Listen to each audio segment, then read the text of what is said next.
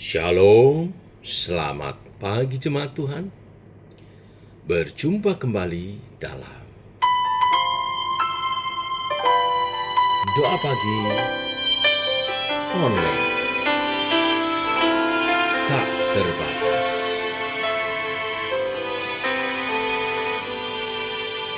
Semusim berlalu, namun kau selalu peliharaku.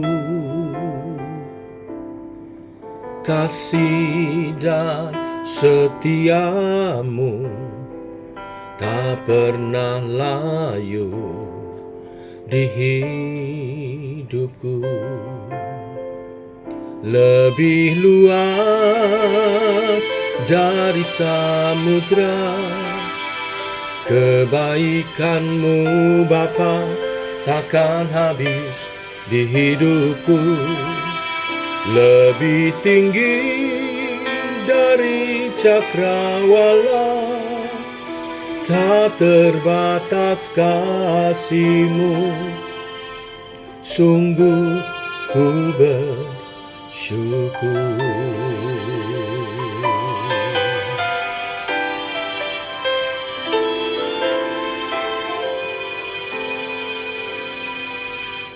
Semusim berlalu, namun kau selalu peliharaku.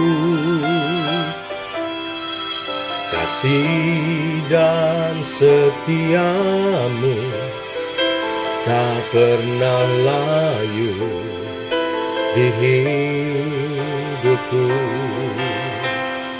Lebih luas dari samudra, kebaikanmu Bapa takkan habis di hidupku. Lebih tinggi dari cakrawala, tak terbatas kasih-Mu. Sungguh ku bersyukur. Tak terbatas kasih-Mu. Sungguh ku bersyukur. Lebih luas dari samudra, kebaikanmu Bapa takkan habis di hidupku. Lebih tinggi dari cakrawala, tak terbatas kasih-Mu. Sungguh ku bersyukur. Tak terbatas kasih-Mu. Sungguh ku bersyukur.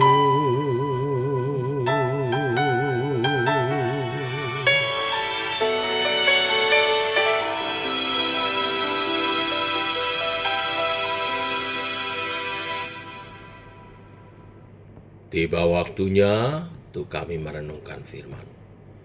Firman-Mu lah suluh dan terang bagi jalan kami. Berfirman Tuhan, terangi jalan kami, tuntun langkah kami. Dalam nama Tuhan Yesus Kristus. Amin.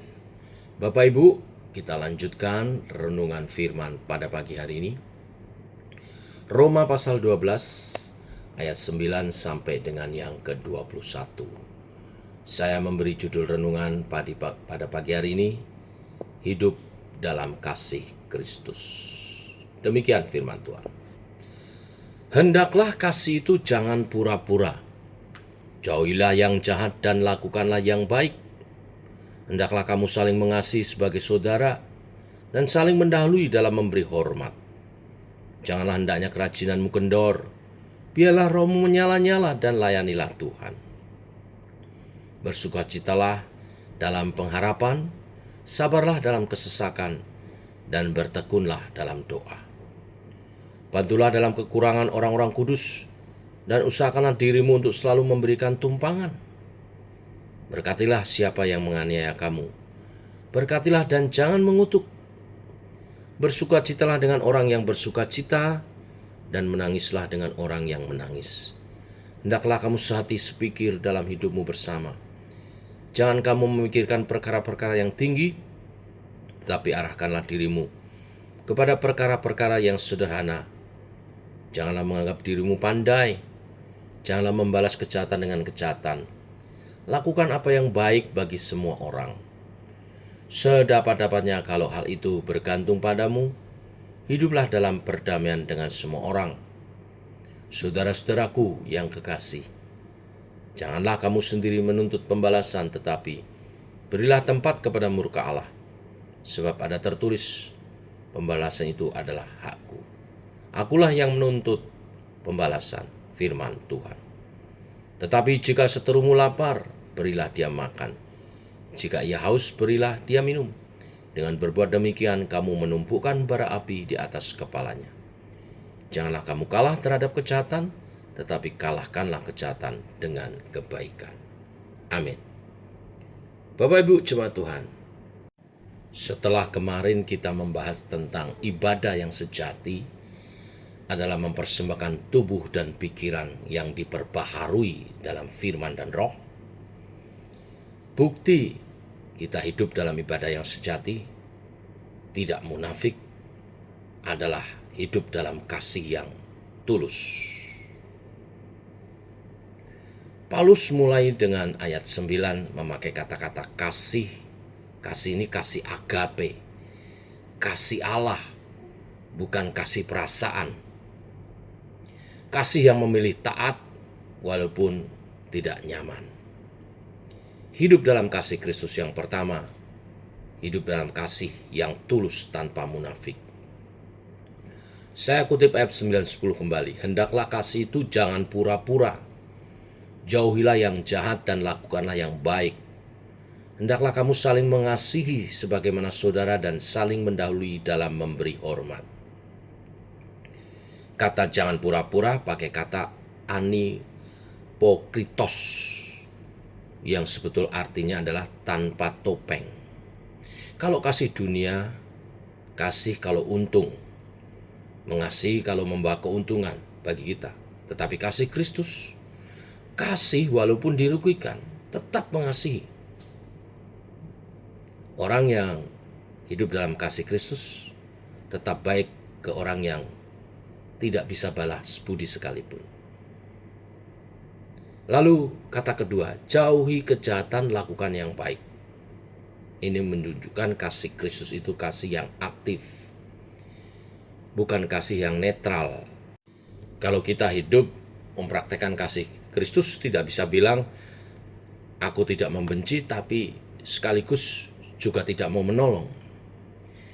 Kalau kita mengasihi, kita juga menolong. Itu kasih Kristus. Lalu kalimat berikut dikatakan saling mendahuluilah dalam hormat. Kalau budaya dunia berebut dihormati, tetapi budaya kerajaan Allah, budaya dalam kasih Kristus, rebutan menghormati duluan. Dan Kristus telah memberi contohnya di Yohanes pasal 13 bagaimana Yesus membasuh kaki murid-muridnya. Ini yang pertama. Yang kedua, Bapak Ibu, hidup dalam kasih Kristus sebagai bukti ibadah yang sejati, yaitu kita bertekun di tengah tekanan. Kasih yang memampukan kita bertekun walau di tengah tekanan. Ayat 11-13 saya kutip sekali lagi. Janganlah hendaknya kerajinanmu kendor, biarlah rohmu nyala dan layanilah Tuhan. Bersukacitalah dalam pengharapan, sabarlah dalam kesesakan, dan bertekunlah dalam doa. Bantulah dalam kekurangan orang-orang kudus, dan usahakanlah dirimu untuk selalu memberi tumpangan. Saya bahas frasa demi frasa. Yang pertama, roh menyala dan layanilah Tuhan. Kasih kepada sesama tidak bisa menyala kalau api ke Tuhan padam. Jadi mengasihi Tuhan lebih dulu secara vertikal, baru bisa mengasihi sesama dengan benar secara horizontal. Jadi roh kita mesti menyalanya. Dan kalau tanda orang rohnya menyala-nyala, dia juga akan melayani sesama. Yang kedua, frasa bersukacitalah dalam pengharapan, sabarlah dalam kesesakan, dan bertekunlah dalam doa. Sukacita, sabar, dan bertekun dalam doa. 3 senjata waktu kita mengalami kesesakan. Dunia pada umumnya merespon dengan mengeluh, menyerah, atau mencari pembenaran diri dan menyalahkan siapa saja. Tetapi murid Kristus tetap bersukacita karena pengharapan, sabar karena Tuhan pegang kendali, dan berdoa dengan tekun karena yakin percaya Tuhan mendengar dan menjawab doa-doa kita.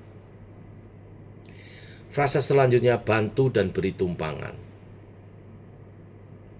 Bantulah dalam kekurangan orang-orang kudus dan usahakanlah dirimu untuk selalu memberikan tumpangan.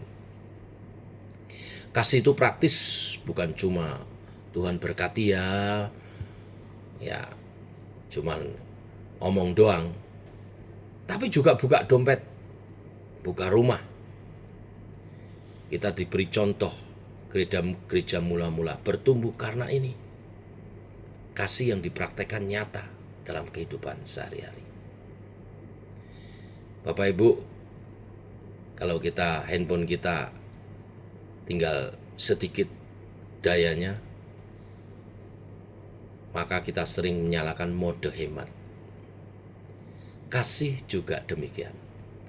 Waktu kita capek, waktu kita disakiti, tapi kan kita harus tetap melayani. Kita harus tetap mengasihi. Maka waktunya nyalakan mode kasih Kristus. Sehingga tetap menyala, tetap berbuat baik, tetap melayani, walaupun energi sedang habis. Itulah mode kasih Kristus. Yang terakhir, yang ketiga, hidup dalam kasih Kristus adalah hidup dalam kasih yang mengalahkan kejahatan. Saya kutip lagi ayat 14. Berkatilah siapa yang menganiaya kamu, jangan kamu kalah terhadap kejahatan, tetapi kalahkan kejahatan dengan kebaikan. Berkatilah, jangan mengutuk. Ini respon alami. Respon alami murid Kristus. Kalau kita sebagai murid Kristus, kita penuh kasihnya. Ketika kita dijahatin, ketika kita diperlakukan tidak baik, responnya memberkati, tidak mengutuk. Doakan berkat. Seperti Yesus mengajar di atas kayu salib. Dia berkata, Bapa ampunilah mereka. Demikian kita. Yang kedua, turut berduka dan bersukacita. Berdukacita dengan orang berdukacita, bersukacita dengan orang yang bersukacita. Sebab kasih itu empati. Ikut menangis bersama dengan yang menangis. Ikut tertawa bersukacita dengan orang yang sedang bersyukur bersukacita. Tidak jadi penonton, tetapi ikut ambil bagian. Lalu frase yang terakhir, hidup damai, jangan membalas. Ayat 17-18, jangan membalas kejahatan dengan kejahatan. Serahkan kepada Tuhan, hakim yang adil. Dengan demikian kita seperti menaruh bara di atas kepala musuh kita. Ini bukan berarti menaruh bara supaya kepalanya kepanasan, bukan. Dalam budaya Yahudi, kelompok-kelompok mereka hidup dalam kelompok-kelompok, biasa membuat api unggun besar. Nah, ketika api unggunnya sudah padam dan jadi bara, masing-masing keluarga mengambil bara untuk dibawa ke rumahnya. Dengan membawa bara itu, rumah jadi hangat dan juga bisa memanggang roti. Jadi menaruh bara di atas kepala musuh itu berarti memberi kehidupan. Dengan demikian kita memberi kehidupan, membalas kejahatan dengan kebaikan. Jadi pengertiannya membalas kejahatan dengan kebaikan. Dijahati tapi diberi kehidupan. Nah, kejahatan tidak bisa dilawan dengan kejahatan. Hanya kebaikan level Kristus yang bisa memutus siklus kejahatan. Maka kalahkan kejahatan dengan kebaikan. Jangan siram api dengan bensin, tapi siram dengan air, supaya sejuk dan apinya mati. Biarlah kebenaran firman hari ini memberkati kita semua dan makin kita mempraktekkan hidup dalam kasih Kristus sebagai bukti ibadah sejati, mempersembahkan tubuh yang hidup, yang kudus, yang berkenan kepada Allah. Tuhan berkenan, Tuhan bersuka cita saat murid-muridnya, umatnya hidup dalam kasih. Demikian firman Tuhan hari ini. Dalam nama Tuhan Yesus, mari kita berdoa. Bapa, kami mengucap syukur oleh kasih dan anugerah-Mu, rahmat-Mu baru. Dan oleh kasih dan anugerah-Mu, kami memiliki cukup modal untuk dapat mengasihi dan hidup dalam kasih yang nyata. Biarlah kebenaran firman hari ini lebih menolong kami lagi menyatakannya. Roh Kudus, Roh yang penuh kasih dan mesra, menolong kami hidup dalam kasih yang tulus, hidup dalam kasih walaupun di dalam tengah tekanan, dan hidup yang dalam kasih membalas kejahatan dengan kebaikan, mengalahkan kejahatan dengan kebaikan. Dalam nama Tuhan Yesus kami berdoa, kami bersyukur. Amin. Demikian saudara, doa pagi kita. Selamat pagi. Shalom.